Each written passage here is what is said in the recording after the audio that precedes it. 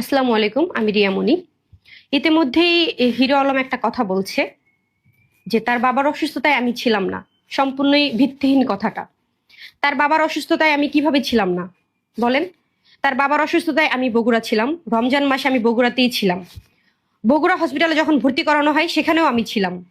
তারপর তাকে যখন ঢাকা আনা হয় তখন আমার ছোট ভাই ড্রাইভ করে বাবাকে ঢাকা নিয়ে আসা হয়, আবার দিয়ে আসা হয়, তারপর আবার নিয়ে এসে ভর্তি করানো হয়। তখন আমার ছোট ভাই ছিল।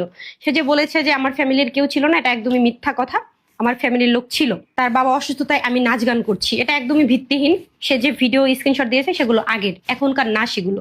এখন আপনাদের মনে প্রশ্ন উঠতে পারে যে এই বিষয়টা কেন আসলো, সে আমাকে কেন ব্লেম দিচ্ছে। সেটার কারণ তো অবশ্যই আছে, সে কারণটা আমি এখন বলতে চাচ্ছি না পাবলিকলি, কিন্তু বলবো। যখন আমার মনে হবে যে বলতে হবে তখন আমি সকল সাক্ষী প্রমাণ নিয়ে আমি বলবো। সে বলছে যে তার বাবার মৃত্যু হওয়ার পরও আমি তাকে দেখতে যাইনি। তার বাবার মৃত্যু হওয়ার পর যখনই আমি জানতে পারলাম তখনই আমার ছোট ভাই তাকে কল দিয়েছে।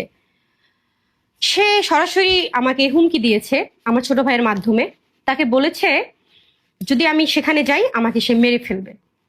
তো বুঝতেই তো পারছেন, একটা মানুষ যেখানে আহ মারা গিয়েছে সেখানে আমি গিয়ে আসলে আরেকটা ঝামেলা করতে চাইনি বিধায় আমি যাইনি।